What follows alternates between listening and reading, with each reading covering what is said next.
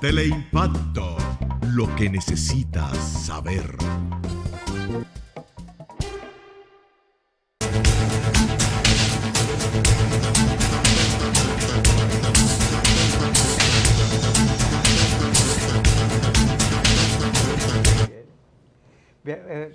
El programa es en vivo.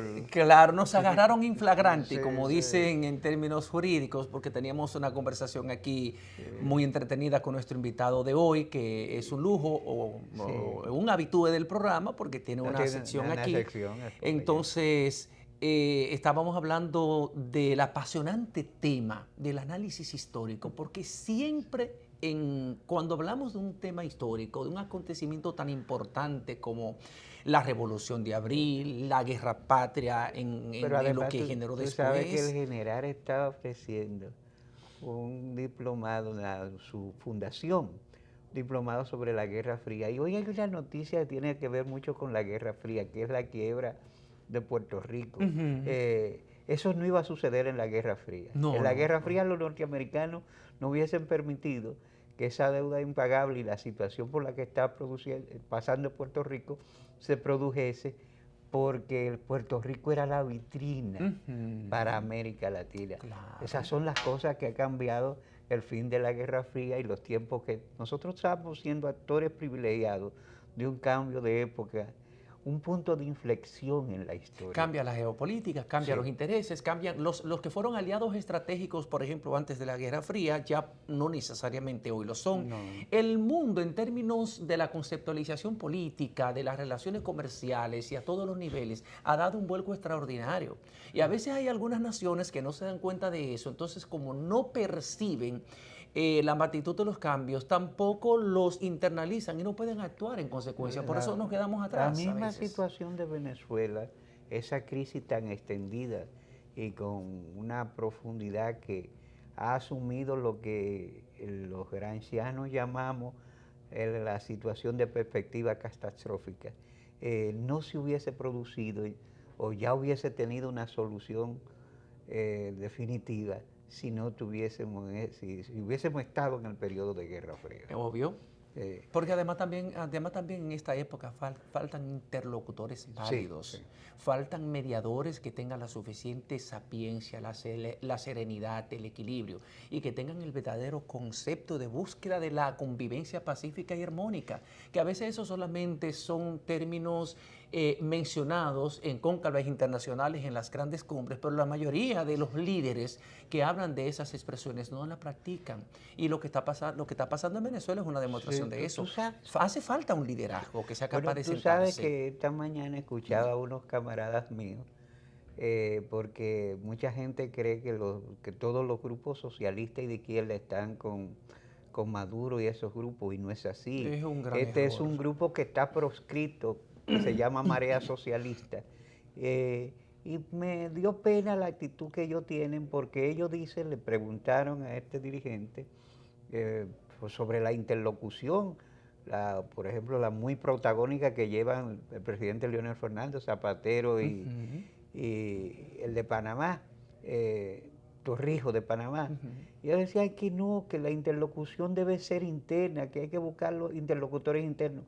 Debería ser así, pero en los últimos tiempos se ha probado que internamente no existe ese interlocutor válido, ni siquiera entre ellos mismos, porque por ejemplo ellos son opuestos a Maduro y a ese grupo, pero tampoco forman parte de la mesa de unidad. Claro, pero es que hay intransigencia, hay cerrazón, hay comportamientos absurdos y hay gente sencillamente dentro de todo ese conglomerado que para nada le interesa la solución, aportar a la solución de la crisis venezolana. Entonces, llega un momento en que si no hay avenidas, posibilidades de buscar una solución pacífica, de entendimiento, por la vía constitucional, que debería ser lo correcto, buscar una vía de solución en el marco de la Constitución y de las leyes, entonces hay que apelar al liderazgo internacional, hay que apelar a la mediación, al arbitraje internacional, y yo creo que José Luis Rodríguez Zapatero, que Leonel Fernández y que el señor Torrijos, expresidentes, tienen toda la calidad moral, tienen todo el peso y todo el conocimiento de la problemática global para buscar una solución, una mesa de diálogo. Esos asuntos se van a convertir en historia en algún momento. Mientras tanto, como anunciaste, el general Félix Paniagua, que es nuestro invitado, estamos en su sección de epopeyas y próceres, y ya él tiene preparado un tema muy importante. General, bienvenido a su sección. No, y yo, gracias a Dios, con esa cátedra de geopolítica que ustedes están dando de carácter económico, me hace acordar, y antes de estar en cierto tema, yo leí un libro que me lo regaló don Rafael Caldera. Yo tuve el honor de compartir aula en el Colegio Interamericano de Defensa con el hoy general en retiro, Yepe Castro, de la Guardia Nacional. La Guardia Nacional es la Policía Nacional aquí, aunque pertenece ya a Fuerzas Armadas, y aquí pertenece Interior. Para que allá está más integrada la estructura castrense. Sí. Ahora fue que ellos hace 4 años formaron una Policía Nacional con ciertas distorsiones, porque ellos se pensaba que la Guardia Nacional la iban a convertir en la gran Policía Nacional Bolivariana. No ha sido así. La Guardia Nacional, pero tengo que dejar un poquito de historia, nace con nosotros. Y nace con la Gendarmería Argentina. Fue un modelo que se escogió en los años 30 de buscar cuerpos intermedios, el entrenamiento, la disciplina, el armamento militar, pero con funciones civiles. Y de seguridad interior. De seguridad interior totalmente, y que sirvan como reserva a los componentes militares en caso de defensa. Ahí nace la policía de nosotros en el 36, nace la Guardia Nacional en el 36, nace la Gendarmería Argentina en el 37, con la excepción del Carabinero de Chile, que es del siglo XIX, que es más o menos ese cuerpo mixto. Entonces me toca a mí compartir aula con el general Yepe Castro, que es una persona excelente. Llegó a general de ellos, en la Guardia Nacional. Él había sido decán del presidente Calderas. Presidente Caldera, que es del grupo Los Muchachos del 28. Es decir, que en el 1928 los estudiantes de Derecho, entre ellos estaba Caldera, estaba Rómulo Betancourt, estaba Rómulo Gallego, y tantos políticos cayeron presos. Mira qué coincidencia, parecido a lo que pasó aquí en el 60. Que una playa de muchachos del 14 de junio cayeron presos, se puede decir, los muchachos del 60. Esto fue en el 1928. Pero que todos eran mentes muy ilustradas. Porque, por ejemplo, Rómulo Gallego formó de esa trilogía extraordinaria de Rómulo Gallego, José Quintana y Diego Moratín, que fueron de las grandes luces del 28, de las letras iberoamericanas. Del 28, que se oponían a un general que ya llevaba tiempo, que es el general Juan Vicente Gómez, famoso aquí por la novela El General Gómez, que es donde se conoce más. Entonces, dicho sea de paso, en el caso del general Gómez, es una ilustración sociológica de tendencias psicológicas en nuestra vida. Por ejemplo, en nuestros países siempre la retórica, el abuso de la demagogia, todo eso.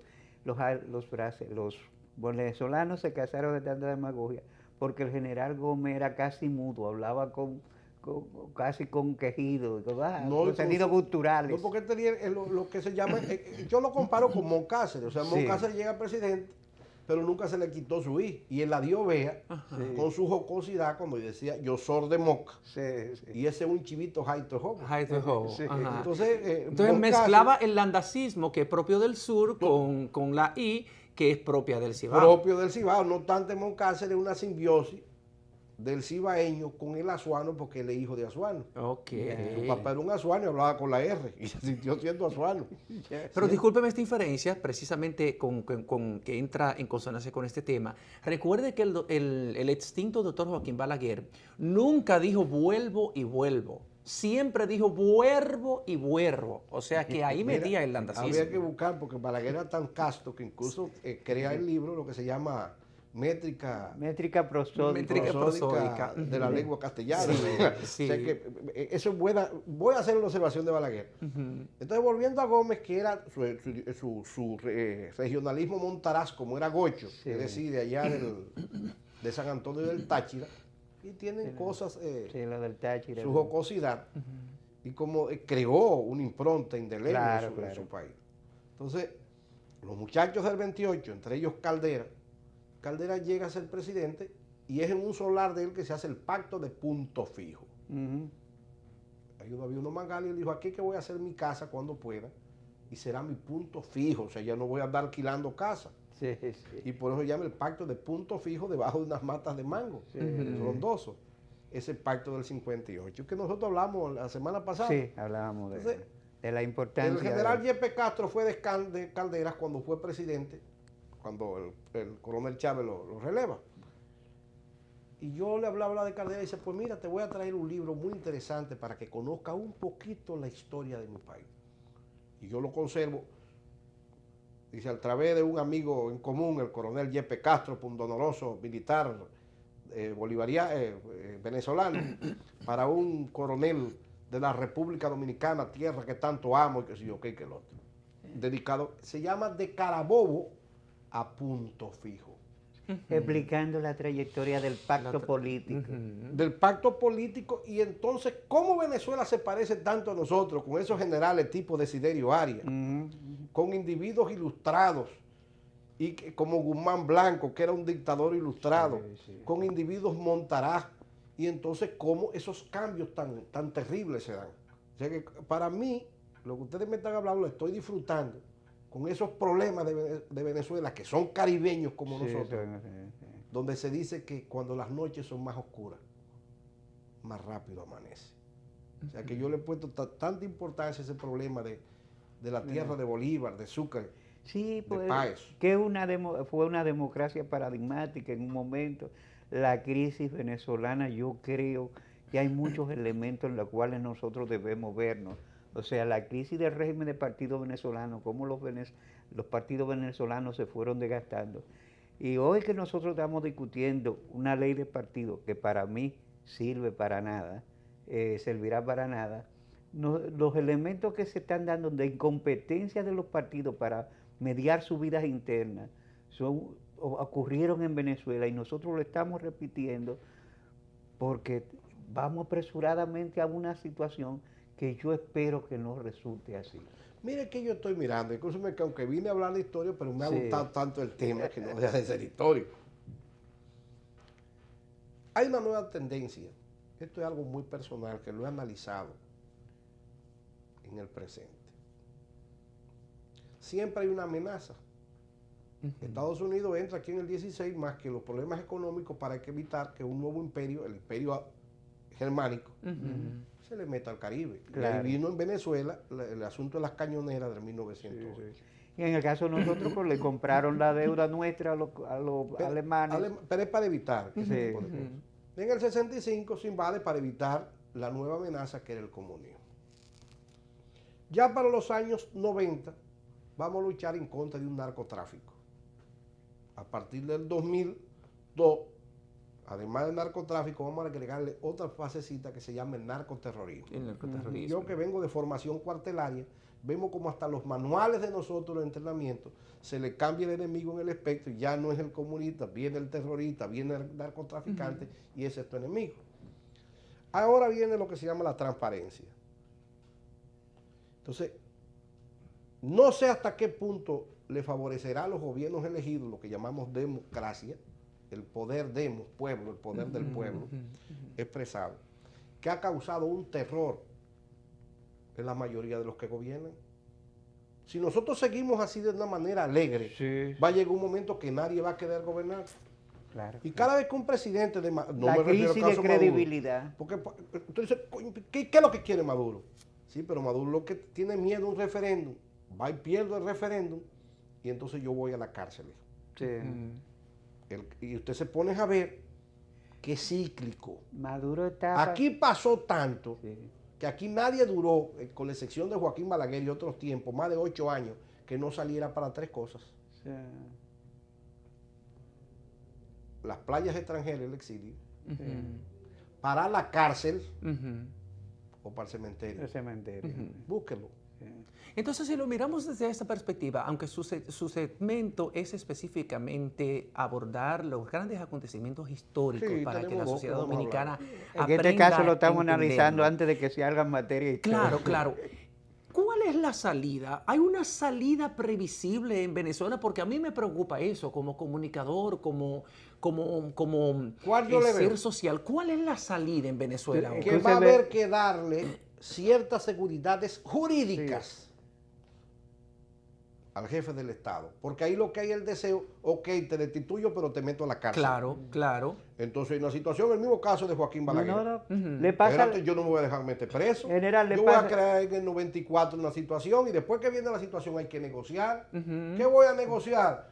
Una elecciones suplementarias. ¿Qué voy a hacer? Que se me permita un 50+1. ¿Qué voy a hacer? Escoger a alguien que me garantice. Que inicialmente no fue el 50%+1. Lo que estaba escrito pero en el acuerdo. Pero eso era una pretensión absurda de Peña Gómez. Sí, pero, porque el sistema de balotaje es 50%+1. Pero había una modalidad combinada. 45% siempre que el que estuviera en primer lugar le llevara un 10%. Estamos de acuerdo. Los PRDistas querían un traje a la medida. Claro. Sí, pero también se habló de 1 año y medio y se puso a 2. O sea, se le permitió una segunda vuelta. O sea, lo que quiere decir que Balaguer en ese momento, y no quiero extrapolar una cosa con otra, pero estamos en el Caribe, quería seguridades. Sí, pero usted sabe una cosa, que en el caso Entonces, yo lo que creo que Maduro, escúchenme, no le estoy pidiendo al pueblo venezolano, es un problema de ellos, hay que estudiarlo más a fondo, lo que busca es seguridad, por más que usted vea. Sí. No, porque se han hecho eso. Tanto Maduro como los chavistas están en la fábula del tigre que dicen los hindúes. Los hindúes dicen, usted puede cabalgar sobre un tigre, pero ¿cuándo se va a piar? ¿Cuándo te va a desmontar? Perfecto. Sí. Entonces, por ejemplo, el tigre te devora si te desmonta. Ustedes dos que son dos grandes intelectuales y yo soy el aprendiz de ustedes dos. Vamos a... Primero, o sea un gran pacto. ¿En qué lugar ponemos, por ejemplo, un gran pacto nacional en Venezuela? Que eso es lo tenga necesario. como epicentro, que es lo necesario, que es la salida, que tenga como punto principal esas garantías jurídicas de las que usted habla, que yo creo que es una visión muy, muy, muy luminosa la suya. Y esa garantía jurídica podría ser, por ejemplo, garantía para que salga del país, él y sus cercanos colaboradores, y respeto a la integridad, protección a la integridad física, a la vida de todos los miembros del gobierno de Nicolás Maduro. O sea, que no haya una persecución, que no se embarque Venezuela en una guerra fratricida. Yo pienso que esa sería la salida, que ese sería el eje nodal de un pacto nacional en Venezuela. Porque eso sería lo ideal. Lo estamos mirando desde aquí. Sí. 3 dominicanos admirados de Bolívar, que somos enamorados de esas epopeyas de Pichincha, Boyacá, Ayacucho, Chimborazo, y a un Montaraz que ahorita se le olvidó Páez. Y a Páez, que decía, si el poder no es absoluto, no sirve para nada. Esa cosa, si el poder, cuando los llaneros de Páez bajaron, Bolívar solamente dijo, porque arrasaron con todo, y dijo, Bolívar dijo, 100 años de trabajo, producción y cultura han sido arrasados. Profesores, permítanme una inferencia más. Cuando hablamos del tema de Balaguer ahorita, si nos vamos a lo que establece la Constitución y a la parte pragmática, cuando Balaguer fue elegido presidente en 1994, la Constitución decía que el periodo constitucional duraba 4 años. Y el Congreso Nacional, la Asamblea Nacional, antes de hacer la reforma que redujo el periodo a 2 años, había proclamado a Balaguer como presidente, ganador de las elecciones del 94. Sin embargo, fue aplicable el acuerdo logrado después mediante la reforma constitucional de que el periodo iba a ser solamente de 2 años. Sí, ¿eso fue una violación a la Constitución vigente? No, lo que pasa es que hubo una negociación. Mira qué pasa. Cuando la política y las negociaciones entran por la puerta, cualquier acuerdo constitucional que lo hacen los políticos tiene que salir por la ventana. Acuérdate que todavía el 12 de agosto Balaguer no había sido proclamado por la Junta Central Electoral ni rectificado por el Congreso. No, la Junta Central no proclama. Entonces, la Junta Central, discúlpeme esta aclaración. Es una aclaración jurídica y es así. La Junta Central Electoral declara ganador y el Congreso, la Asamblea Nacional, proclama ganador. Son tecnicismos, pero entonces ni una ni otra. Exacto, y hubo que reunirse, que Balaguer le convenía, la gente dice, el hombre está cogido.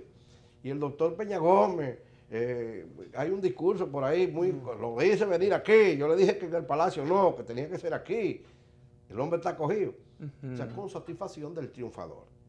Entonces, ni lo reconocía la Junta, ni lo proclamaba. Entonces hubo que acordarlo. Ok, se va a reconocer y se va a proclamar, pero hay que hacerlo por 2 años. Y usted tiene que aceptar, que es lo que poca gente lo han analizado, que Balaguer no es presidente, aunque constitucional, porque se juramenta en una constitución. Joaquín Balaguer es un presidente provisional. Sí. Y tuvo que admitir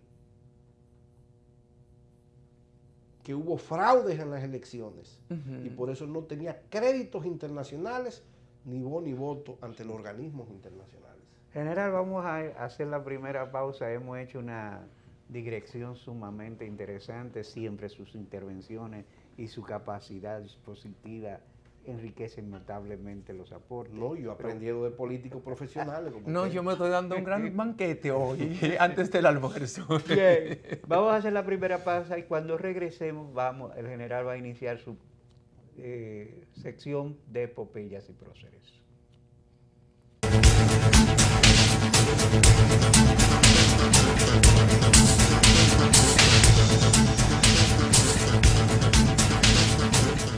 ¿Por qué es importante el crecimiento económico? Imagina que la economía no está creciendo y no se están generando suficientes empleos. A tu hija, que se acaba de graduar de la universidad después de tanto esfuerzo, se le dificulta encontrar un buen empleo y tú estás en riesgo de perder el tuyo. Ante la falta de crecimiento económico, las empresas están cerrando y nadie está dispuesto a invertir.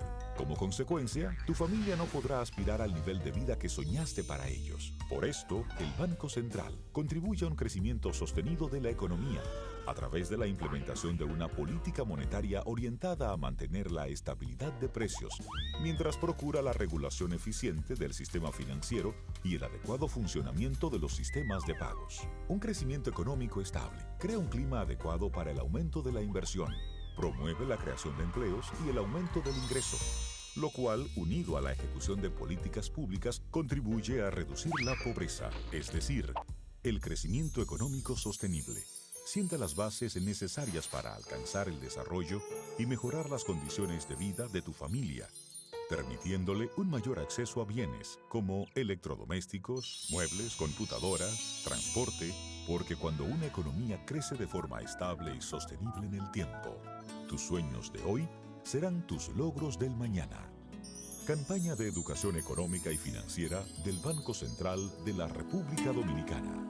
Por la estabilidad y el crecimiento.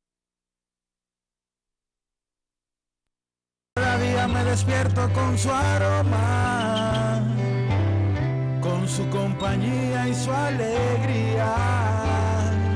Véndame la vida como siempre, siéntate aquí a ver el mar y que el aroma permanezca, porque el sabor empieza en el aroma, porque me tienes y te tengo, porque las tradiciones no se pierden y esta es orgullo de todos. Ven con tu café de siempre, con sabor que enamora, con esencia de familia, con Café Santo Domingo. Café Santo Domingo, sabor que empieza en el aroma. Tu café de siempre. La central termoeléctrica Punta Catalina continúa su construcción de forma socialmente responsable, reflejando en sus prácticas una gestión de máxima calidad con exigencias medioambientales, cuidando cada detalle y fortaleciendo el avance del sector eléctrico nacional. Mirando hacia el futuro, el corazón de cada dominicano y de todos los que hoy forman parte de esta gran realidad trabajan para consolidar lo que inició en el 2013 y que hoy se hace más corto el camino para ver finalizada su construcción. Punta Catalina ha producido más de 5.000 fuentes de empleo, con su avanzada tecnología y el cumplimiento de los más exigentes estándares establecidos por la IFC, proyecto avalado por la prestigiosa firma norteamericana Stanley Consultant. Hoy seguimos avanzando en su construcción para contribuir a suplir la creciente demanda de energía eléctrica. Caminamos hacia 24 horas de luz en todo el país, iluminando el presente para el futuro del país. Ahora puedes resolver todas tus diligencias bancarias y hacer tus depósitos donde compras el arroz, realizar tus recargas donde te arreglan, hacer todos tus retiros donde compras tus recetas y guardar esos clavos donde compras el martillo. Todo esto y más en nuestra red de subagentes Cerca Banreservas, disponible para ti en todo el territorio nacional. Realiza gratis tus retiros, depósitos, recargas, pagos de tarjetas, consultas, transferencias entre cuentas, pago de multas y trámites de licencias. Subagente bancario Cerca Banreservas, tu banco fuera del banco. Banreservas, el banco de los dominicanos.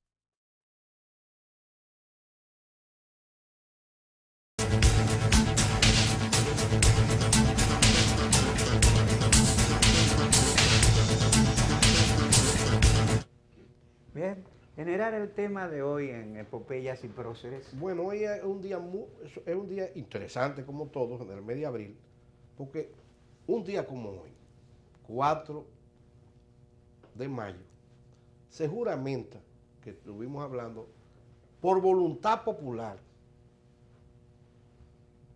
acto insólito en el Parque Independencia, un militar que se llama Francisco Alberto Camaño. Sí, sí, sí.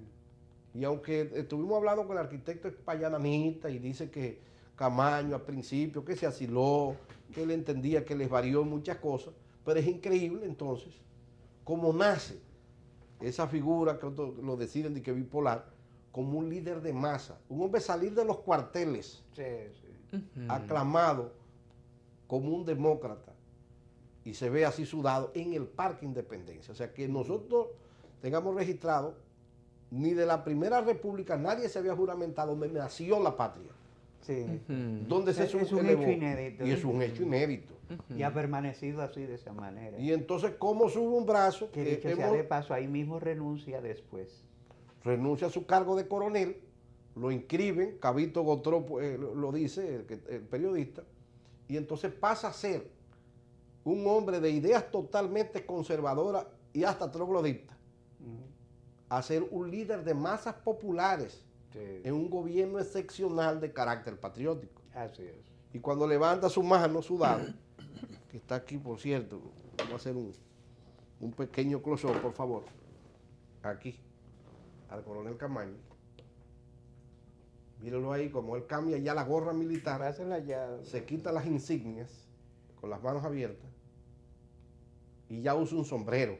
Sí. Eso es el coronel Camaño, el día de su juramentación como presidente constitucional de la República Dominicana en armas. Y fue un día como hoy, en horas de la mañana. Otros me han dicho que cuando él levanta el brazo derecho, que fue el que vio a un amigo que estaba al frente en el Conde ahí, y le dijo, ¿cómo estamos? Y lo que hace es que levanta la mano. Y de ahí todo lo que hicieron, que hicieron después para la guerra política, y lo ponen como que levanta la mano izquierda para acusar ya el movimiento de comunistas y comenzar a combatirlo. Fue un momento de crisis, porque cuando se juramenta a Camaño como presidente es para legalizar todo el movimiento que pretendía reponer a Bosch más que a Bosch, la constitucionalidad, porque se juramenta a Camaño como presidente, es para tratar de establecer el hilo conductor, y por eso creo que Casanova Garrido, que era el presidente, estaba fuera del país, presidente de Locol, entonces estaba el presidente Molina Ureña, que era el presidente de la Cámara. Sí. El presidente de la Corte Suprema de Justicia no quiso interceder, pero se dejó presionar y juramenta a Inver Barrera. Sí. Entonces lo que hace es que el presidente de la Corte Suprema lo que hace es que legaliza a un presidente de facto. Son de las cosas que se ven. Y el coronel Camaño entonces pasa a ser que no era un oficial de decir orador, arengador, y entonces se convierte en un orador de barricada. Sí, sí. Y entonces un día como hoy, pues, traemos a la memoria la juramentación del coronel Francisco Camaño Deñó como presidente constitucional de la República. Entonces, al fin y al cabo, ¿quién fue que terminó tomándole el juramento como presidente constitucional?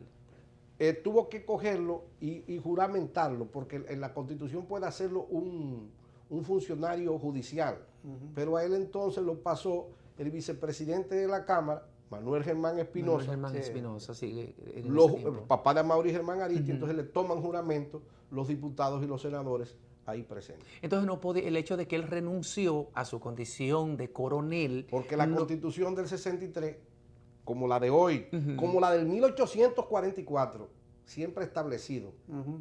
Nuestro gobierno debe ser civil. O sea que hago eso porque General Pedro Santana ostentaba el rango de general, pero era en servicio pasivo. Y tenía un adendum que decía que vestirá de militar o comandará las tropas en el artículo 210 mientras esté el estado de guerra. Mientras persiste el estado de guerra. Y entonces su título, General Pedro Santana, pero en sí, él ya tenía funciones civiles. Perfecto. Entonces el coronel Camaño se quita las insignias, se quita la gorra militar y viste entonces un sombrero blanco que apareció, lo juramentan, lo inscriben en el Partido Revolucionario para que tuviera una terna con un candidato único, tal como lo decía la Constitución. Claro, ahí estaba muy buenos abogados, entre ellos estaba Campaña, pero específicamente que llegó a canciller. Yotin-Curi. Entonces por eso Camaño es indiscutible que se le dio toda la formalidad constitucional. O sea que un día como hoy, 4 de mayo, se juramenta el coronel de la Fuerza Aérea. Porque mucha gente cree que Camaño era del ejército. Era del ejército, ajá. Hay muchas personas que tienen ese error. No, el coronel Camaño, su última institución, cuando él, un día como hoy se juramenta, él era coronel de la Fuerza Aérea Dominicana. Porque él había pasado del ejército a la policía. Él pasa de la Marina al ejército. De la Marina al ejército. Pero no es él solo, que es una gran confusión. No que era un faltador, no es cosa así. El generalísimo Trujillo en el año 55 formó un cuerpo de infantería de marina, que ahora existe. Por cierto, está el batallón de infantes de marina que se llama Comandante Montes Arache. Y le dio misiones de guardia de honor, de cuidar las costas, de cuidar las bases militares, que las comandancias de puerto pertenecieran a ellos, y también si tenía que utilizarlo como fuerza de combate. Eso en el 55. En el año 58, 3 años después, y puso un general de la vieja guardia llamado Santomélido Marte Pichardo. Lo hace general de Marina y lo nombra comandante de la Infante de Marina, que tenía su asiento donde está el hospital de la policía ahora.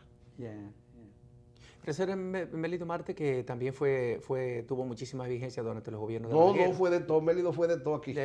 Fue director de los comedores económicos. No, y fue comandante de la Guardia Presidencial. Y es una lástima que no haya escrito una memoria, porque según las historias sumergidas, no oficiales, él participó en muchas situaciones. El asunto de Desiderio Arias, el asunto del 23 de febrero y otras cosas pintorescas.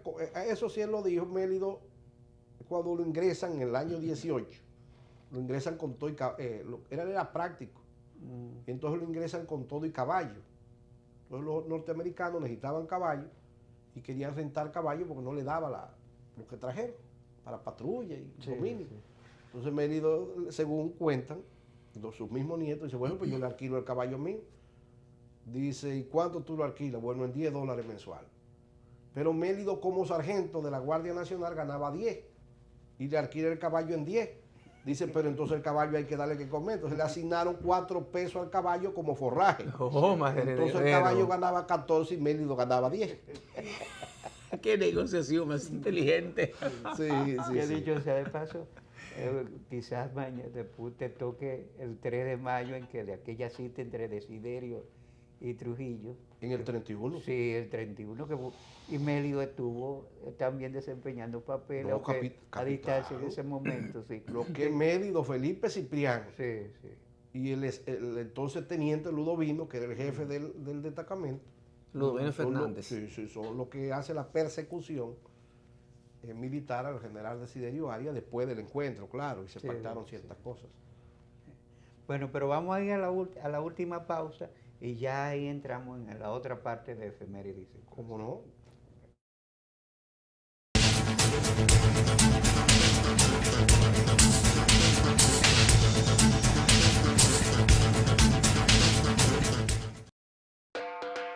Ahora puedes resolver todas tus diligencias bancarias y hacer tus depósitos donde compras el arroz, realizar tus recargas donde te arreglan, hacer todos tus retiros donde compras tus recetas y guardar esos clavos donde compras el martillo. Todo esto y más en nuestra red de subagentes Cerca Banreservas, disponible para ti en todo el territorio nacional.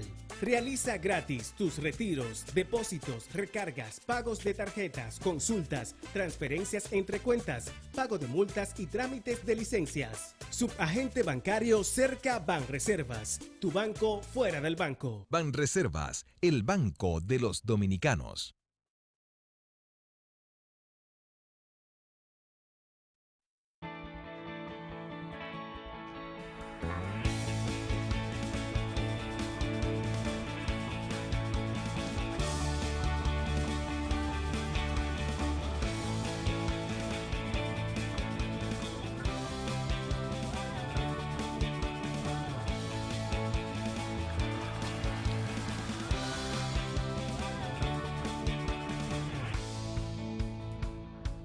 Dale millas a tu vida. Ahora también cambia tus millas para pagar tu tarjeta de crédito y los impuestos de boletos aéreos. Entra a popularenlinea.com y descubre todo lo que puedes hacer con ellas. Popular, a tu lado siempre. ¿Cuál es tu historia? Yo soy hijo de la agricultura y siento amor por sembrar una mata. Han pasado la vida sembrando habichuelas. Y para sembrar habichuelas hay que pelar las lomas. Todas esas montañas, toda esa loma por ahí, la gente la chapeaba. Pero ahora están motivados a que si se le apoya, en vez de sembrar habichuelas, van a sembrar aguacate y van a sembrar café. Se ha comenzado con un plan piloto, un proyecto de reforestación que llegue a todos. Va a ser el cambio, va a ser la transformación, va a ser la esperanza y la vida de nosotros. En Elías Piña, San Juan y Asua ya están en marcha los proyectos de reforestación del gobierno. En esas provincias se destinarán cerca de 2.500 millones de pesos para recuperar más de 200.000 tareas con árboles frutales y café. Juntos hacemos historia. Gobierno de la República Dominicana, con la gente y para la gente.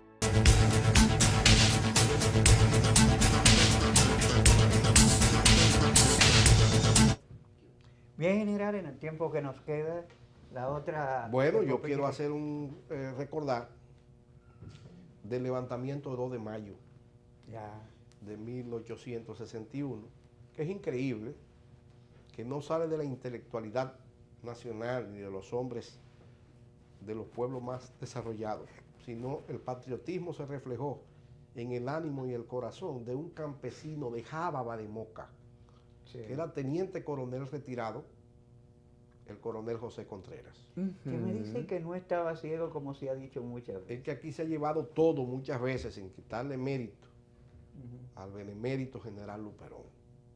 Entonces el general Luperón, en una autobiografía, dice en uno de sus párrafos que el coronel José Contreras hace un reconocimiento, no obstante ser no vidente, y eso es incierto. Sí, eso. José Contreras lo que tenía era 38 años de edad y era un hombre de buenas visiones. Sí, no era un así viejo. que fue de Jábaba hasta Moca y había que pasar un río. Eso yo lo conozco, un rito pequeño, Jábaba, contiguo al campo donde yo nací. Y un hombre que ese ciego tiempo no va a era hacer más eso. crecido el río. Sí, sí. Además de esa situación, él lo agarran preso el 4 de mayo, porque ellos hacen el levantamiento el día 2, y baja el batallón San Quintín y el Cid Negro, un general dominicano, no me llega su nombre completo, pero como lo llamaban el Cid, y lo agarran preso. ¿No era Juan Barón? No, era Juan Barón, Sí, lo agarran, el asunto es que agarran 22, le pasan un consejo militar, un consejo de guerra, un juicio sumario, y condenan, salvan, otros pero fueron condenados 9 al fusilamiento. Yo tengo hasta los nombres, entre ellos el coronel José Contreras, Cayetano Rodríguez y Cayetano Hermosén, que eran primos, todos de Jábaba. Entonces José Contreras asume la responsabilidad histórica y dice que él lo hizo en honor a la bandera nacional. Y entonces lo fusilan el día 18 de mayo, pero el levantamiento fue el 2 de mayo. Y por eso yo quiero hacer recuerdo en ese campesino de Jábaba, que se ganó la batalla contra los haitianos, sus presillas de teniente coronel. Exacto, porque él había participado en la guerra de separación. Y estando preso en su calabozo, escribió, y el poeta Juan Ayuso lo consiguió, Sí, lo reproduce. y lo reproduce en lo único que hay escrito, más que una memoria, hace una confesión de su parte y hasta deuda que tenía, de los chelitos que tenía, lo reparte sus bienes. O sea, no era ciego. No. Quien hace no era ciego. Sí, pues escribir. Y se despide porque le debía 2 cajas de ron de una pulpería que tenía al general Tito Salcedo, héroe de Beler, héroe de la caballería del 30 de marzo, y me refiero al general Francisco Antonio Salcedo, alias Tito, no a Pepillo, que en honor a él es que se llamaba esa provincia Salcedo y el municipio Salcedo, no de Pepillo. Y no obstante el otro haber apoyado la elección, dice mi compadre Tito, yo sé que usted está con los cacharros, porque los cacharros era que le decían como aquí los gringos, pero eso no quita el cariño, el agradecimiento y la protección que siempre estuve de usted. Se despide de usted con la más respeto de siempre, su compadre, José Contreras. Entonces un día como hoy, aunque estamos a 4 de mayo, nosotros no podemos pasar por alto ese levantamiento, que es la chispa, es la primera sangre, primera incluso que la de Francisco Sánchez del Rosario, que se derrama en los campesinos mocanos. Y que parece ser que en la región, sobre todo de Cibao, fue el germen de otro proceso de resistencia, porque él estaba vinculado por lazo de amistad, como dice usted, a muchas figuras importantes de la región. Claro. Y su sacrificio, pues, motivó a muchos. Él y de sus 18 compañeros que hicieron gala y no se arrepintió ni en el momento de subir al patíbulo, que ahí es que se distinguen los hombres de los muchachos. Sí. Entonces yo siempre sé héroe, que solamente hay un grabado de cómo era, y por eso no me gusta hablar en primera persona, pero en el año 2006, siendo director de la Policía Comunitaria, fui al residencial que queda ahí en el 10, Coronel José Contreras, y yo le decían José Contreras, es que con Juan Ayuso, con nuestro amigo periodista de la Revolución, el ¿Cabito otro? No, uno de los programas más viejos, mi amigo que fue diputado. Arcilio Veloz. Arcilio Veloz Burgos, que vive ahí. Vive ahí, y otros tantos. Nos reunimos y comenzamos, allá llevamos al poeta Ayuso y se hicieron actos y conseguimos que el parque de ahí se llame Parque o Plaza Coronel José Contreras. Que fue el doctor Joaquín Balaguer que construyó ese residencial en sus últimos gobiernos. Porque y después construyó la avenida Cayetano Hermosén. Sí, porque Balaguer es de la hegemonía cibaeña. Y además puede tener sus defectos como tú quieras. Ahora, de que tenía un concepto de la historia, él lo tenía. Además de un estratega, Balaguer era un estratagema. Es la parte degradante de la estrategia. Y Balaguer está consciente de que el patriotismo une a los pueblos. Tú puedes ser un político incluso que no goce de la popularidad, pero cuando tú te refieres al patriotismo, todo el mundo te aplaude. Entonces un día como hoy, 4 de mayo, que sube Francis Camaño de coronel a ser presidente popular, de un hombre de pocas palabras a ser un orador, y hay que ver cómo cierra su discurso el 2 de septiembre. Despertó el pueblo porque despertó la conciencia. Peleó a este pueblo con bravura de leyenda, porque estaba consciente que desbrozaba los caminos de la historia. O sea que ya ese no es el Francis, ya ese no es el coronel de cuartel. No, ya es el presidente, con visión de futuro, con visión de la historia. Y el dirigente popular. Y el dirigente popular. Y otro hombre que no podemos dejar de mencionar, es el coronel José Contreras y sus aguerridos como Cayetano Rodríguez y Cayetano Hermosén, que esas tierras de Moca, muy cercana de suya, de La Vega, y vecina de la don Danilo Clima, porque don Danilo tiene 2 condiciones, que de la ciudad Hidalga, de Santiago de los Caballeros. Pero la asistente de sus sueños, la mitad de su lecho y la mitad de su alma, es de la ciudad heroica y culta de Asua. De Asua. Entonces, de Compostela. Sí, eso me hace tenerle un respeto mayor que yo no sabía eso. ¿Cómo fue que usted le dijo a Asua? La ciudad heroica y culta, porque ok. la de ustedes es olímpica. Olímpica y culta. Sí. Pero no es heroica porque no tuvieron batalla. No, claro que no, claro que no. Fue donde primero Duarte fue recibido como presidente y en el Cibao tremoló la bandera tricolor con el todo por la patria. Y tiene la zona que mayor impresión le causó a Cristóbal de Llerena cuando vino en los viajes de Colón, cuando subió al Santo Cerro y vio el Valle de la Vega Real, se quedó totalmente impresionado por la exuberancia. Es que no hay nadie que no se impresione. Entonces, no hay un ser humano que no se impresione. O sea que estamos aquí una trilogía sagrada de un hombre, el primer Santiago de las Américas y más valiente. Un hombre de la impresión de la belleza terrenal que es La Vega y un hombre de la ciudad heroica y culta de Asua. Así es. Que dicho sea de paso, cuando uno sube a Casavito y ve el Valle de la Vega Real, eso es algo que yo me imagino que en épocas más agrestes debía impresionar aún más de lo que impresiona hoy. Claro.